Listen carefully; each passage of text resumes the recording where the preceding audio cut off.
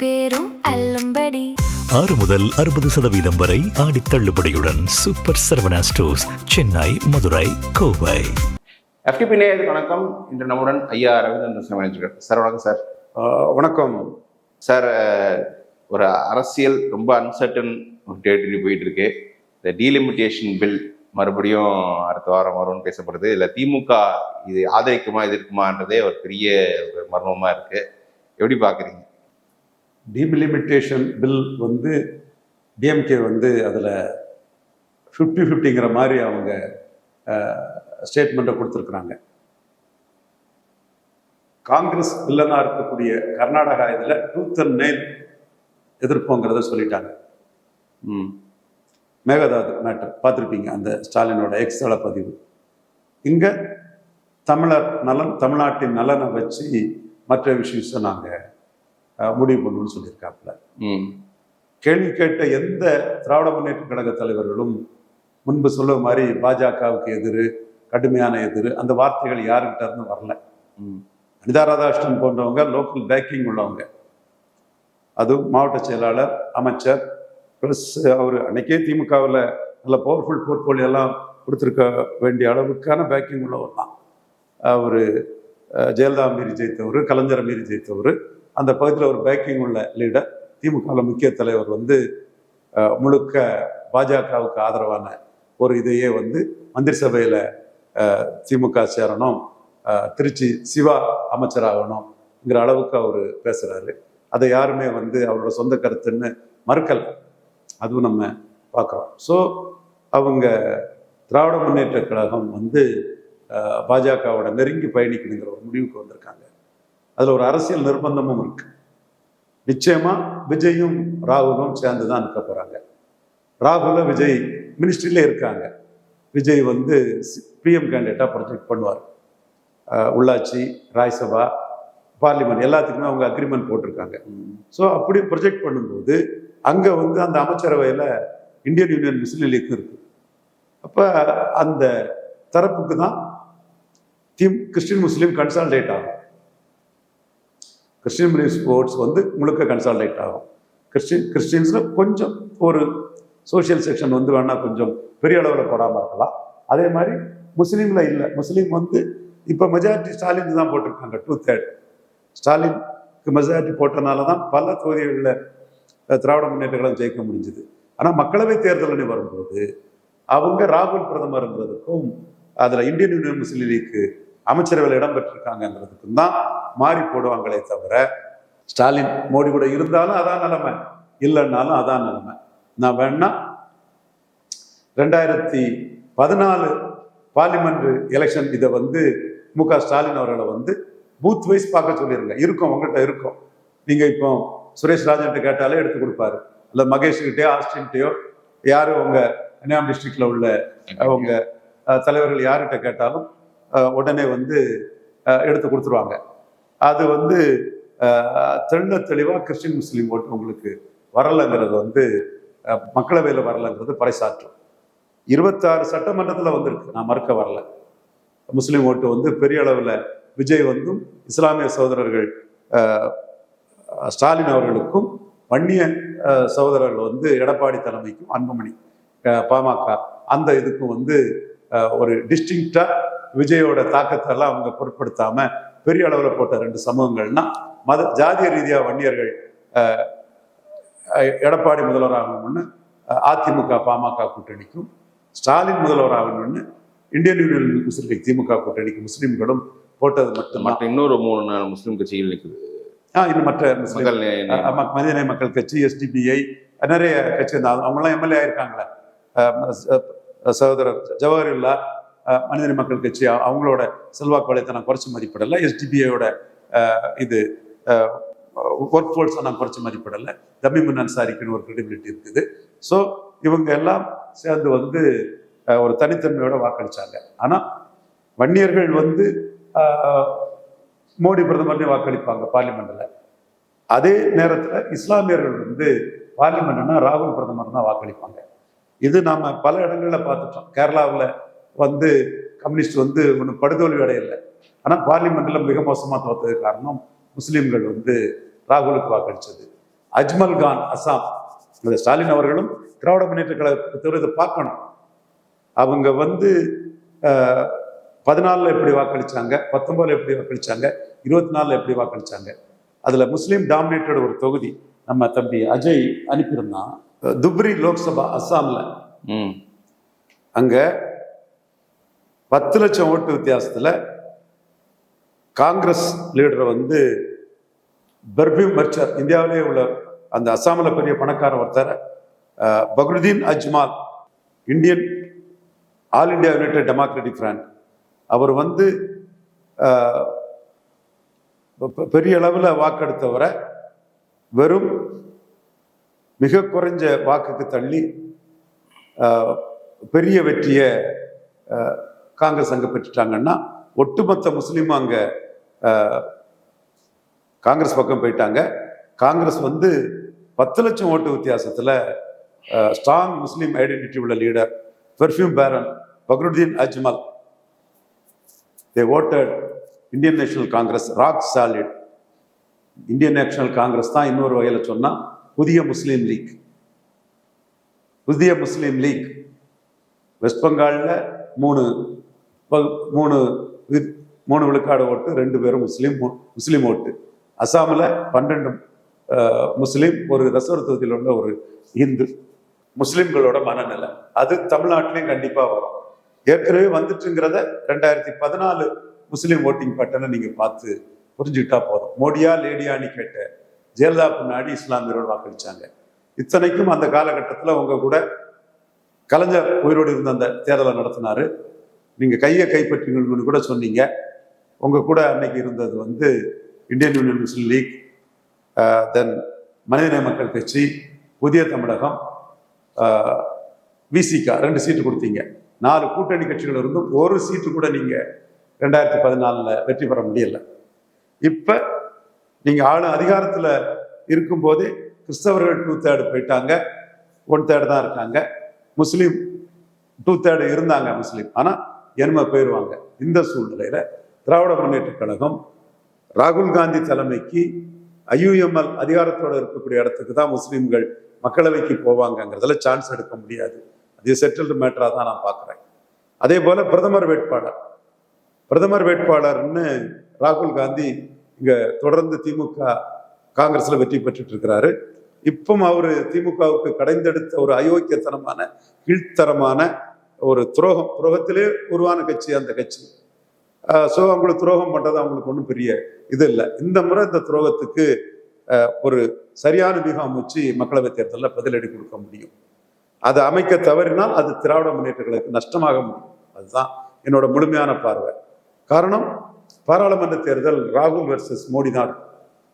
ராகுல் வர்சஸ் மோடி தான் இருக்கும். திமுகவுக்கு பிரைம் மினிஸ்டர் கேண்டிடேட்டும் இல்லை, அலையன்ஸ் ஆப்ஷன்ஸும் இல்லை, இஷ்யூஸும் இல்லை. என்ன இஷ்யூ எடுப்பீங்க? 500 தீக்காக்காரன் இருப்பான், அதில் 50 பேர் டிவியில் வருவான். இவனுக்கெல்லாம் நீங்க முடிவு எடுக்க முடியுமா? மொத்தம் இந்தியா ஃபுல்லா, தமிழ்நாடு ஃபுல்லாவே 500 தீக்கா ஓட்டர்ஸ் இருப்பான், அதில் 50 பேர் தொலைக்காட்சியில் வந்து பேசுவான். இவங்களை நம்பி நீங்க கலைஞர் இவங்களெல்லாம் நம்பி இது பண்ணல, உங்களுக்கு தெரியும். அது மட்டும் இல்ல, சசிகலாவா நீங்களான்னு சொல்லும் போது சசிகலா பின்னாடி நின்னவங்க, வைகோவா நீங்களான்னு சொல்லும் போது வைகோ பின்னாடி நின்னவங்க. இப்பவும் உங்க கூட நின்னதுனால உடனே விலக முடியாததுனால உங்களை இப்போ பாஜக எதிர்ப்புன்னு பாஜக எதிர்ப்பு நீங்க தோல்வி அடைஞ்ச பிறகு உங்களை மிஸ்கேட் பண்ணிட்டு இருக்காங்க. இதுதான் என்னோட பார்வை. தமிழக முதல்வர் மு.க. ஸ்டாலின் மிகுந்த அனுபவம் கொண்டவர், கலைஞருக்கு நம்பர் 2 வாட்டி எத்தனையோ ஆண்டு காலம் எத்தனையோ தேர்தல்களை பார்த்த ஒரு எக்ஸ்பீரியன்ஸ் லீடர். அவருக்கு தெரியாததல்ல. என்னோட பார்வையில இந்த கருத்தை வைக்கிறேன். அடுத்தபடியா திராவிட முன்னேற்ற கழகத்துக்கு மக்களவை தேர்தலில் இன்னொரு சிக்கல். இப்ப மும்முனை போட்டியாட்டம் ஆயிடுச்சு, களம் மும்முனை போட்டியாட்டம் ஆயிடுச்சு. நீங்க ஒரு சிலர் வந்து உண்மையை மறைச்சிட்டு முழு பூசணிக்காய சோத்துல மறைச்சிக்கிட்டு டேட்டாவுக்கு எதிராக பேசினாலும் கூட மும்முனை போட்டிங்கிறது விஜய்க்கு தெரியும், எடப்பாடிக்கு தெரியும், ஸ்டாலினுக்கு தெரியும். முதலிட கட்சி ஐயா விஜய் அவர்கள் 35 விழுக்காடு வந்துட்டாங்க. 2ஆம் இடம் கட்சி ஸ்டாலின் அவர்கள், நீங்க கூட்டணியா வந்தீங்க, 2ஆம் இடம் ஓட்டு நீங்க எடுத்திருக்கீங்க. 3ஆம் இடம் கட்சி வந்து எடப்பாடி பழனிசாமி ஐயா அவர்கள், அவங்க வந்து விஜயோட அதிரடியான மக்களவை தேர்தல் ரிசல்ட்ல இருந்து பாதிக்கப்படலை. மக்களவை தேர்தல் பொசிஷன்ல இருந்து பாதிக்கப்படலை. இதுதான் உண்மை நிலைமை. அது பொய்யா சொல்லலாம் டேட்டா இல்லாம. இந்த சூழ்நிலையில இன்னைக்கு வந்து என்டிஏ 2வது இடத்துல இருக்கு. என்டிஏல அன்புமணி போயிட்டாருன்னா நான் அதை குறைச்சிக்கலாம். அசான் டேட் என்டிஏ 2வது இடத்துல இருக்கு. திமுக அணியிலோட 6 கட்சிகள் கலந்துட்டாங்க. அப்ப மக்களவை தேர்தல் முன்ன மாதிரி இருமுனை போட்டி அல்ல. 14ஆம் ஆண்டு திமுக 2வது இடம் வந்தாங்க. பல இடங்கள்ல 3வது போகும்போது கூட அன்னைக்கு 2 தலைவர் தான், ஜெயலலிதா 1, கலைஞர் 1, முத்தமிழஞ்சர் கலைஞர், புரட்சி தலைவர் ஜெயலலிதா அம்மையார் 2 பேர் தான். 2024 எடப்பாடி 3வது போகும்போது கூட 2 தலைவர் தான். தளபதி மு.க. ஸ்டாலின் அவர்கள், ஐயா எடப்பாடி பழனிசாமி அவர்கள் 2 பேர் தான். ஆனா அன்னைக்கு 3 தலைவர், மியூசிக்கல் சேர். 3 தலைவர்ல பிசிக பாமகவில் 2 கட்சிகளோட தான் கூட்டணி போக முடியும். அப்போ அந்த இடம் பிசிக காங்கிரஸ் இன்க்ளூசிவ் விஜய் கூட தான் நிற்பாங்க. காங்கிரஸ் இன்க்ளூசிவ் விஜய் கூட தான் நிற்பாங்க. ஆனா பேசுறது காங்கிரஸுக்கு ஒண்ணும் இல்லை, டேட்டா காங்கிரஸுக்கு ஒண்ணும் இல்லைன்னாலும் ராகுல் பிரதமர்னு ஒரு கிறிஸ்டின் முஸ்லீம் கன்சால்டேஷன் வருது. அதுதான் உங்களுக்கு பலம். இந்துக்கள் வந்து அந்த கட்சியை விட்டுட்டான். அது முஸ்லீம் லீக் மாதிரி தான் அன்னைக்கு காங்கிரஸ். ஸோ இந்த இடம் திருமாவளவன் அங்க நிற்கும் போது பாமக எடப்பாடி கூட நின்னா வட தமிழகத்திலையும் திராவிட முன்னேற்ற கழகத்துக்கு நிலைமை சிக்கலாகும். ரெமினிஸ்டர் கேண்டிடேட் இல்லாதது சிக்கலாகும். ராகுல் தலைமையில முஸ்லீம் லீக் கூட்டணிக்குள்ள கிறிஸ்டின் முஸ்லீம் போயிருவாங்க. அடுத்து பாமக பிசிகாவில் ஒரு சிக்கல் இருக்குது. அதை தாண்டி சீமான் சிக்கல். சீமான் தனிச்சே போட்டியிடலாம். தனிச்சு போட்டியிட்டு தான் சொல்றாரு. ஆனா அவர் வந்து காங்கிரஸ் ஒழிக்கணும்னு மோடி தலைமையில பேரலாம், ஓபிசி லீடர். ஸோ இப்படிப்பட்ட சிக்கல் வரும்போது 2014 திமுக அடைஞ்ச நிலையை விட மோசமான நிலைமை அடையதுக்கு வாய்ப்பு இருக்கு. ஏன்னா 2014 இன்னொரு லீடர் கிடையாது. இப்போ நம்ம ஏற்றுக்கிட்டாலும் ஏற்றுக்கிடலனாலும் வன்னியர் பெல்ட்டுக்குள்ளையும் விளையாட கவுண்டர் பெல்ட்டுக்குள்ளையும் எடப்பாடி பழனிசாமி பெரிய லீடரா நிற்கிறார். வன்னியர் பெல்ட்டுக்குள்ள நம்பர் 1 ஆட்டே நிற்கிறார். சிட்டில அதிமுகவுக்கு வந்து டெபாசிட் போய் 10-15 எடுத்த அதிமுக விழுப்புரம் சிதம்பரத்துல ஆல்மோஸ்ட் நம்பர் 1ன்னு சொல்லக்கூடிய அளவுக்கு அவங்க அங்க ஏறி நிற்கிறாங்க. ஸோ இந்த சிக்கல், இந்த இடர்பாடுகள்லாம் 14 சந்திச்சது. 29 மக்களவைக்கு தனிச்சு போனா 14 விட மோசமான நிலைமை திராவிட முன்னேற்ற கழகத்துக்கு இருக்குதுன்னு நான் பாக்குறேன். அந்த டிஃபரன்ஸ் இதெல்லாமே ஒரு உள்நோக்கத்தோட பாஜகவுக்கு ஒரு அணி கிடைச்சிடக்கூடாது, மோடிக்கு ஒரு வெற்றி கிடைச்சிடக்கூடாதுன்னு பேசுறவங்க உள்நோக்கத்தோட பேசலாம். நான் டேட்டாவோட பேசுறத திராவிட முன்னேற்ற கழக தலைவர் மு.க. ஸ்டாலின் அவர்கள் உணர்வாங்கன்னு நான் கருதுறேன். சார், இப்ப இன்னைக்கு வந்து நீங்க எடுத்த முடிவே இல்லை சார், இதுல வந்து ஒரு பெரிய கொஸ்டின் கிரெடிபிலிட்டி தான். கடந்த 10 ஆண்டுகள் நீங்கள் பாஜக மீது வைக்க விமர்சனம்லாம் கேள்வி வரணும். பிரவீன் சக்கரவர்த்தியே சொல்றாரு, நீங்க வந்து அவர் ஒரு வாய்க்கோசமா பொய்யும் சொல்றாரு. ஏப்ரல் மாசம் பில் இருக்கும்போது தாவேக்காவும் காங்கிரஸ் கடுமையாக இருக்குது அப்படின்றாரு. தாவேக்காக்கு எம்பியே இல்லை. ஆனால் திமுக வந்து அன்னைக்கு அந்த மசோதாலாம் எரிச்சாங்க, அதெல்லாம் பண்ணாங்க. இப்போ வந்து திமுக என்ன பண்ண போறாங்க? திமுக கிட்ட கேட்டு சொல்லுங்க. நான் தாவேக்காவும் காங்கிரஸ் வந்து 100% ஜெயிச்சிருவோம்னு அவர் சொல்றாரு. அவர் ஒரு கருத்தை சொல்லலாம். திமுக என்ன செய்யணும்னு செய்யறதுல திமுக பாஜகவோட சேர்ந்துருவாங்கிற அச்சம் உங்களுக்கு இருக்குது இல்ல?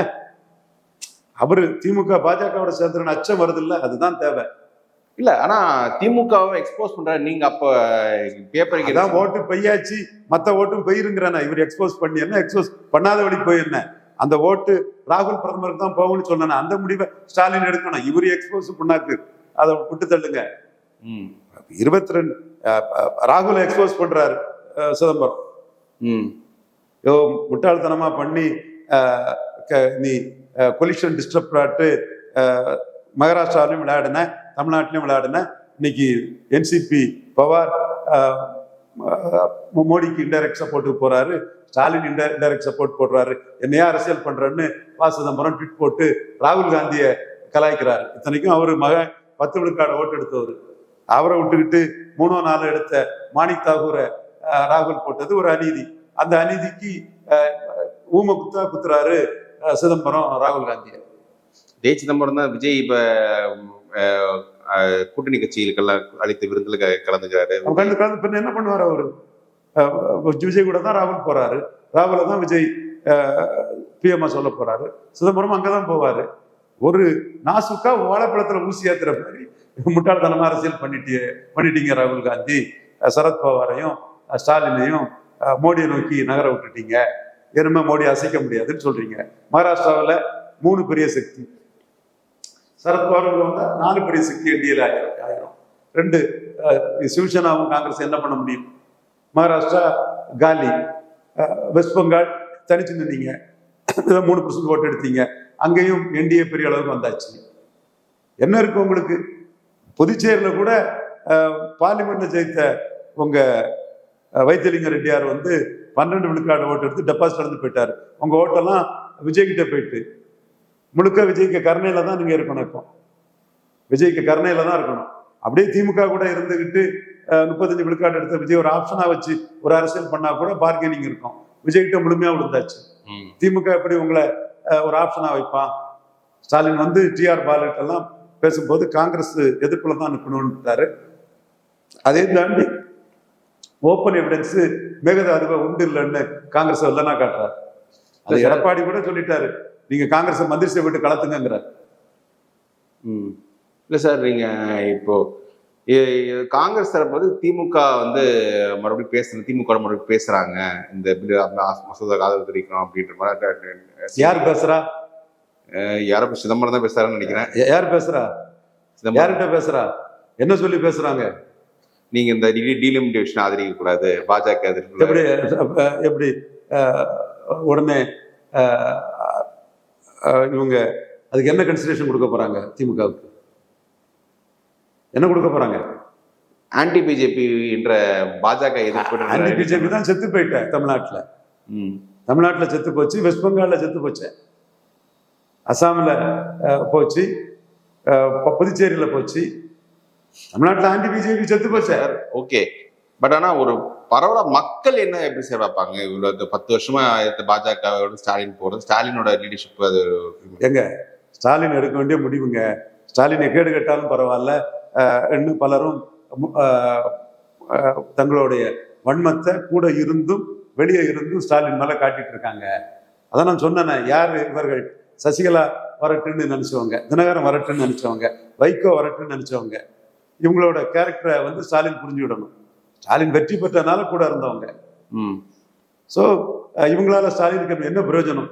இல்லை சார், பொதுவா மக்கள் தான் சார் கடந்த 10 வருஷமா தொடர் தேர்தல் தோத்து போயாச்சு இல்லாங்க. நீ இருந்தும் தோத்து போச்சு இல்லாப்பா. தோத்து போன இடத்துல ஒருத்தன் போர் புரிவான்.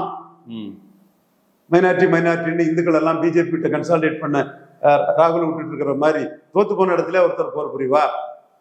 வெற்றிக்கு பெறக்கூடிய வழியை பாருங்க. வாஜ்பாயை முன்னிறுத்தி எங்கள் பிரதமர் வாஜ்பாய், உங்கள் பிரதமர் யாருன்னு விழுந்து கிடந்த ஜெயலலிதா, பாஜக ஒரு ஆக்சிஷன் கிடைச்சி கோவை குண்டு வெடிப்பு அதெல்லாம் வச்சு ஜெயலலிதா சூப்பரா ஏறி வந்தாங்க.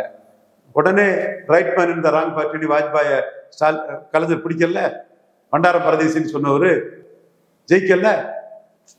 மோடிக்கு இங்க சனாதன தர்மத்துக்கு 18 விழுக்காடு வாக்கு வந்துட்டுங்க. இதை கேட்டா 14 உள்ளதை முட்டாள்தனமா பேசுவான். அன்னைக்கு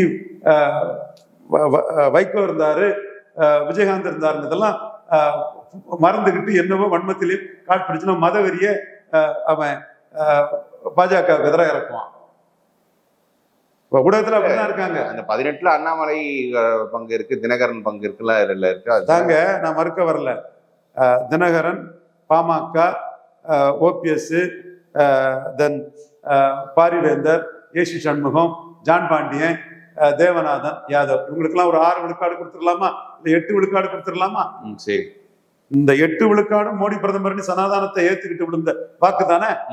தாமரைக்கு மட்டும் ஒரு 10 விழுக்காடு வாக்கு மோடி பிளஸ் அண்ணாமலை இல்ல. அந்த மோடி லீடர்ஷிப் சிக்கி விடணும். அண்ணாமலை மக்களவை வேண்டாம், சட்டமன்றம் 31 தான் குறின்னு அதை விட்டு விலகல்ல. அப்ப அந்த 10 விழுக்காடு ஓட்டும் குறைஞ்சபட்சம் 18ல இருக்குது. குறைஞ்சபட்சம் 10 விழுக்காடு ஓட்டு மோடி பிரதமர்னு விழுந்திருக்க. சனாதன தர்மத்துக்கு 18 விழுக்காடு வாக்கு தமிழ் மண்ணில் விழுந்திருக்கு. இந்துத்துவாக்கு விழுந்திருக்குது, இந்து தர்மத்துக்கு விழுந்திருக்குது. அப்போ இந்த ஓட்டு ஓட்டு எடப்பாடிக்கு போக சீமான் ஒரு 4 விழுக்காடு ஓட்டு எடுத்திருக்கிறாரு. அவரும் மோடி கூட கூட்டணி போனா திமுக நிலைமை என்ன ஆகும்? என்ன இருக்குது? நீங்க 2வது பெரிய கட்சிங்கிற அந்தஸ்து இருக்கு. அடுத்து வர்றது பார்லிமெண்ட் எலெக்ஷன். கூட்டணிக்கு ஆளு உண்டா? பிரமிஷர் கேண்டிடேட் உண்டா? முஸ்லீம் ஓட்டு போடுவான்னு என்ன கேரண்டி இருக்கு? சும்மா வலைத்தளங்கள்ல பண்ணிட்டு இருந்தா போதுமா? எதிர்பாராத விதமா விஜய் 35 வந்துட்டாரு. யாருமே எதிர்பார்க்கல. அதுக்கு பிறகு அக்செப்ட் பண்ணிட்டு போறது தானே பெட்ரு. விஜய் 35, மற்ற 6 பேரும் சேர்ந்து கான்ட்ரிபியூட் பண்றது, ராகுல் பிரதமர்னு வரக்கூடிய ஓட்டு எல்லாம் 40க்கு மேல விஜய் எடுப்பாரா இல்லையா? 40 மேல எடுக்கும்போது நீங்க 20 to 25 வச்சு என்ன பண்ணுவீங்க? இல்ல இதே கலைஞர் இந்த இடத்துல இருந்தா மோடி ஒரு OBC leader, OBC prime minister சொல்லி அந்த லைன் எடுத்து போயிருப்பாரு. ஸ்டாலின் தன்னை பிரின்சிபல்டா ஒரு பொசிஷன் பண்ணிக்கிட்ட ஒரு நபருக்கு வந்து இது எவ்வளவு கஷ்டமா இருக்கும்? மோடி ஓபிசி லீடர்ன்றதை நீங்க முன்னாடியே மனசுல ஏத்திருக்கணும். பிரியங்கா காந்தி ஒரு லீச், எச்சி பெண்மணி பிரியங்கா காந்தி மோடியை நீச்சின்னு சொன்னாங்க. இந்த எச்சி பெண்மணிக்கு மோடி நீச்சின்னு சொல்றதுக்கு எவன் அதிகாரம் கொடுத்தான்? நீங்க வந்து மற்ற பாஜக தலைவரை சொல்லாம ஒரு பிற்படுத்தப்பட்டவர் வரும்போது நீங்க சொன்னது தவறுன்னு ஸ்டாலின் சொல்லியிருக்கணும். சொல்லல. ஏன்னா கிறிஸ்டின் முஸ்லீம் ஓட்டு ராகுல் காந்தி தலைமையில போனாதான் கன்சால்டேட் ஆகுங்கிற எண்ண ஓட்டம் தானே. தப்புன்னு சொல்ல வரல. அதெல்லாம் அரசியல் ரீதியா தப்புன்னு சொல்ல வரல. நியாயத்தை பார்த்தா அது பிரியங்காவுக்கு கொழுப்பு. அப்பவே நியாய உணர்வு எல்லாருமே பிரியங்காவுக்கு கொழுப்பு பிடிச்ச பேச்ச கண்டிச்சிருக்கணும். இப்ப கூட ஒண்ணும் கெட்டு போகல. மோடியும் கலைஞரும் ஒரு நாணயத்தின் 2 பக்கங்கள். 2 பேரும் ஓபிசி லீடர், 2 பேரும் சமூக இழிவை சந்திச்ச தலைவர்கள். எத்தனை பேர் கலைஞர்கிட்ட பல்லடிச்சுக்கிட்டு கலைஞருக்கு எதிராக ஜாதி ரீதியா இழிவா பேசல. இழிவான மனிதர்கள், லீச்சஸ். கலைஞர் விஷயத்துல அப்படிதான் சொல்றேன். நான் எல்லா ஜாதியும் மதிப்புடையுமே, எந்த ஜாதியுமே குறைச்சு நான் மதிப்பீடு பேசக்கூடிய தன்மை என்னைக்குமே எனக்கு கிடையாது. பாசிட்டிவ் சோஷியல் ஜஸ்டிஸ் பேசுறேன்னா எல்லா ஜாதியும் வேறுபாட்டும் நான் பேசக்கூடியவன். அப்போ நீங்க எந்த அளவுக்கு கலைஞரை சமூக இழிவை வச்சு பேசுனீங்க, அதே சமூக இழிவை சந்திச்ச ஒரு தலைவர் தானே மோடி. கலைஞரும் மோடி ஒரு நாணயத்தின் 2 பக்கங்கள். 2 பேரும் எமர்ஜென்சி எதிர்த்த தலைவர்கள், 2 பேரும் ஓபிசி தலைவர்கள். இல்ல இதை தாண்டி இதெல்லாம் முன்னெடுத்து மு.க. ஸ்டாலின் பேசணுங்கிறதா எங்களோட எதிர்பார்ப்பு. இல்ல இதை தாண்டி நீங்க அடிக்கடி சொல்லியிருக்கீங்க, காங்கிரஸால் பாதிக்கப்பட்டவர் ஸ்டாலின்ற அந்த லைன்ல ஆன்டி காங்கிரஸ் ஸ்ட்ராங் எடுத்து இப்படி பாஜகவுக்கு தமிழ்நாட்டில் ஒரு எதிர்ப்பு கட்டமைக்கப்பட்ட திமுகவால், அதே மாதிரி காங்கிரஸுக்கு ஒரு எதிரான ஒரு நரேட்டிவ் வந்து பாஜக திமுகவால் கட்டமைக்க முடியுமா? கண்டிப்பா முடியும். அதற்கான எத்தனையோ ஆயுதங்கள் இருக்குது. அதெல்லாம் எடுத்து வீசணும். கரெக்டா வரும். இந்த முறை காங்கிரஸ் 71ல மக்களவையில் ஜெயித்த காங்கிரஸை 29 வீழ்த்திடலாங்கிறதா நம்ம நோக்கம். அதற்கான விதத்துல தான் நம்மளும் போறோம். மோடிக்கு அது தெரியுது. ஓகே, பட் மோடிக்கு தெரியுது. பட் அவரோட கட்சிக்காரங்க தமிழ்நாட்டில் இன்னமும் திமுக பழைய திமுக எதிர்ப்புலேயே சொல்லிட்டு இருக்காங்க. விஜயை பாராட்டிட்டு இருக்காங்க. சில பேர் திராவிட தோத்துருச்சுன்றதை கொண்டாடிட்டு இருக்காங்க. காங்கிரஸ், பாஜக போன்ற கட்சிகள் வந்து பலதரப்பட்ட எண்ணம் கொண்டவங்க இருக்கதான் செய்வாங்க. அதை நம்ம தவறுன்னு சொல்ல முடியாது. ஒவ்வொருத்தருக்கும் ஒவ்வொரு உணர்வு தேசிய இதுல இருக்கும். ஏன்னா அந்த சகோதரர்கள் எனக்கு எதிரி இல்லை. அவங்களோட கருத்தை கூட நான் சண்டை போடுறதுக்கு நான் தயார் இல்லை. மோடிக்கு 40 சீட் வர்றதுக்கு நான் உழைக்கிறேன். அதுக்கு வந்து 2029ல மோடி தலைமையில ஒரு பெரிய கூட்டணியை உருவாக்கணும். அதுல ஒவ்வொரு கட்சிகளையும் அதுல கொண்டு வரணும். அது வின் வின் வின்னுங்கிறத திமுக, அதிமுக, மோடி 3 பேருக்கும் கொடுக்கக்கூடிய அளவுக்கு அந்த 29ல 40 சீட்டையும் அடிக்கக்கூடிய அளவுக்கு ஒரு அலையன்ஸை உருவாக்கணுங்கிறத நம்ம நோக்கம். சரி, ஓகே. அடுத்து வந்து நம்ம எனக்கு கேள்வி கேட்டு, பட் அவங்க கிட்ட பதில் தெரியாது. 29 நீங்க உருவாக்கினா 39 எப்படி போகும்னு. பட் அதெல்லாம் தேவையில்லை. இப்ப நமக்கு மோடி 29 நீங்க மோடி ஃபார் மோடி அது நம்ம தலைமையில சொல்லிட்டு வந்துட்டேன். அவங்களும் நிறைய விஷயம் விஜய் ஆட்சியில ஊழல் இல்லைன்னு தான் சொன்னேன். சென்ட்ரல் ஸ்டேட் எலெக்ஷன்ல ஸ்டாலினோட விஜய் நல்லா இருக்கான்னு தான் சொன்னேன். பட் அவங்க அல்டிமேட்டா அவரு ராகுல் கூட தானே போவாரு. அவங்க கூட தானே கூட்டணி வச்சிருக்கிறாரு. ஆமா, ராகுல் உருவாக்குன அரசு தான். இப்ப கூட நான் 50% எல்லா ஸ்டேட்டுக்கும் ஏற்றி சொல்லும் போது விஜயம் ஆதரிக்கணும், எம்பி இல்லாத விஜயம் ஆதரிக்கணும், எம்பி இல்லாத சீமானும் ஆதரிக்கணும். தமிழர்களுக்கும் தென்னிந்தியாவுக்கும் மோடி நன்மை செய்தாருங்கிறத. சரி சார், பார்ப்போம் சார். அடுத்த கட்ட இந்த டீலிமிட்டேஷன் பில்ல எப்படி போகும் போது திமுக என்ன முடிவு எடுக்க போறேன்ற பொறுத்து பார்ப்போம் சார்.